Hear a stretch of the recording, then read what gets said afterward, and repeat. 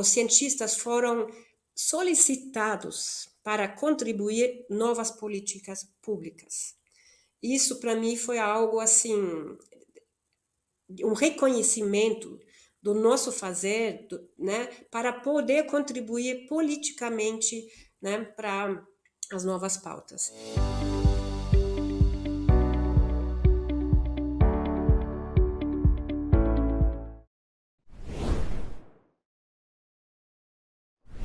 É uma história bastante longa, que começou quando eu tive 14 anos, que eu me interessei em estudar sobre a cultura brasileira.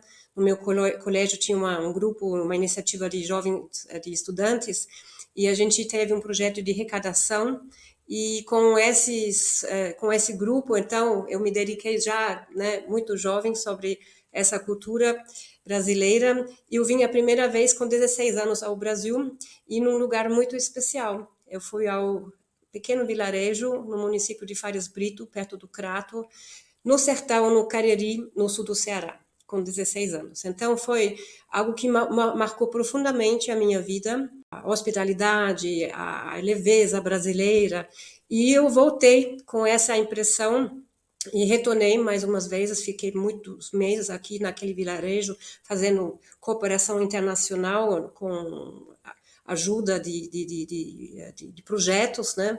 E com esse espírito eu iniciei meus estudos em História da Arte, Ciências Políticas e Ciências Culturais na Universidade de Münster, sabendo que existem esses outros lugares, essas outras formas de se lidar com a vida, da luta na existência.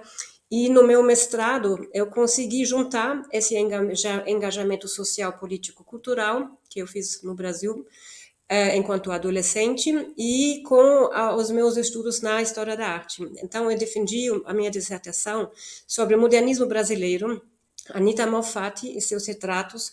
Portanto, eu fiz a minha pesquisa de campo no Instituto de Estudos Brasileiros, na USP, em São Paulo. Foi aí, em 2000... Não, foi fim de 1998, que eu conheci a primeira vez o sul do Brasil. Até então, a minha referência brasileira era apenas o Nordeste, e então defendi esse mestrado que me encantou muito com a cultura, com a diversidade. Portanto, em 2003, meu marido brasileiro e as minhas duas crianças, minhas duas filhas, a gente veio aqui ao Brasil. Então, antes de pensar numa carreira especificamente no Brasil, eu tive esse grande interesse, essa grande paixão, né, para esse país. E então, em 2003, iniciamos aqui nossa caminhada profissional. Eu concursei na Universidade Federal do Paraná, no Departamento de Artes. Eu sou historiadora de arte. E isso foi para mim uma conquista incrível, porque como jovem mulher com duas filhas pequenas na Alemanha, isso seria, naquela época, eu estou falando de 20 anos atrás, seria algo muito difícil. O Brasil é extremamente atraente para cientistas, pesquisadores, porque a universidade pública garante, a partir do momento que a gente passa por um concurso, uma estabilidade profissional que é incrível. Uma estabilidade e uma liberdade de atuação dentro de uma estabilidade financeira que me permite atuar como professora 40 horas, dedicação exclusiva. É algo que é muito atraente. Eu acho que outro fator atraente aqui no Brasil é que a gente tem os órgãos de fomento, como o CNPq e a CAPES, que geram programas de incentivo, que geram bolsas para os alunos, para os professores, tem fortes programas de incentivação da internacionalização. Então, nesse sentido, o Brasil é um grande país que investe agora com o novo governo de volta, né, na educação, e isso também é um ponto importante. Por exemplo, a gente tem estreitas relações com os ministérios. Por exemplo, a gente recebe programas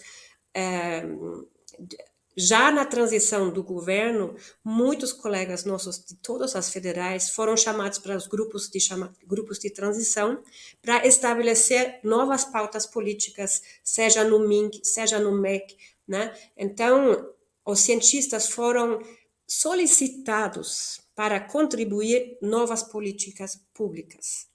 Isso para mim foi algo assim, um reconhecimento do nosso fazer, né, para poder contribuir politicamente, né, para as novas pautas. E esse reconhecimento eu consegui construir durante esses 20 anos da minha atuação aqui, com vários parceiros locais. Por exemplo, um parceiro muito específico foi a Bienal Internacional de Curitiba. Eu fundei, criei o circuito universitário da Bienal Internacional de Curitiba.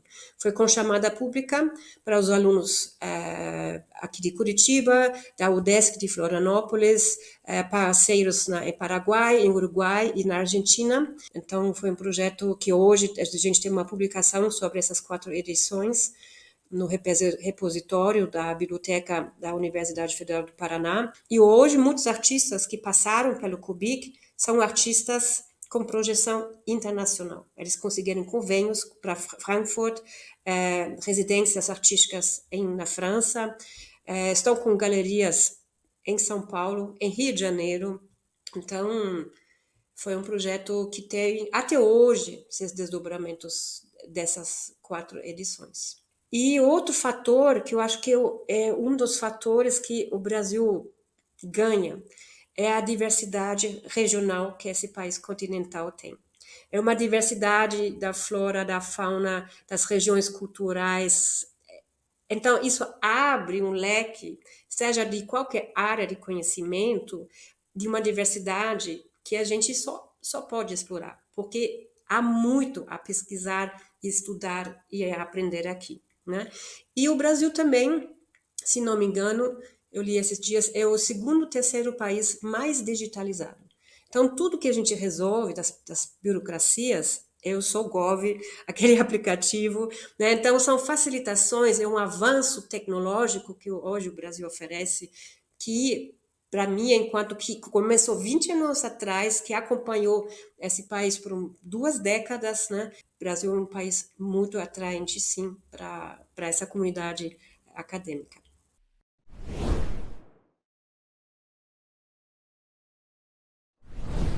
Hoje já existem alguns concursos na idioma inglesa, mas a maioria é português. Então tem que ter um bom preparo e reconhecimento da providência da língua portuguesa para poder, né, ter essa tramitação ou essa candidatura, né, para um concurso. Também precisa ter todos os diplomas revalidados para serem reconhecidos aqui pelas universidades federais do Paraná. Então, eu precisava reconhecer meu mestrado, doutorado aqui pelas universidades federais. Antes de pensar numa carreira acadêmica cientista aqui no Brasil, eu já estudei muito sobre o Brasil, sobre a cultura, a história brasileira. Sendo o Brasil um país colonizado, né, pelos europeus, e hoje a gente se encontra no momento da virada decolonial, onde existem novos debates que questionam, né, a ciência positivista, enfim. Então, muitas das disciplinas estão nessa revisão, né, decolonial. Então, o cientista que quer vir para cá precisa ter, né, uma abertura no seu modus operandi, não chegar aqui com uma evidência superior de europeu, de alemão, que acha que tem todas as respostas, mas chegar aqui com uma vontade de propor, mas numa atitude de perceber, de escutar, de observar e de dialogar. E as instituições, como falando da área da cultura, como o MASP, enfim, a Pinacoteca de São Paulo, né, o MAN, Rio de Janeiro, eles estão pautando essas questões. Por exemplo, a arte indígena contemporânea, AIC, a Bienal de São Paulo. Onde estão essas outras produções artísticas que sempre foram marginalizadas? Então, isso são agora revisões necessárias, eu estou falando da minha área, mas isso também compete para muitas outras áreas, que existe, né, então, esse questionamento teórico, metodológico, né, de dar essa voz para outras falas, para esses outros lugares que até então não tiveram espaço na ciência. Uma dinâmica, uma transição que está acontecendo para formular novos propósitos consolidados, mas a partir desse olhar crítico. Então, eu acho que com essa postura generosa e com uma formação sólida vindo do exterior, vindo da Alemanha, pode ser uma grande contribuição.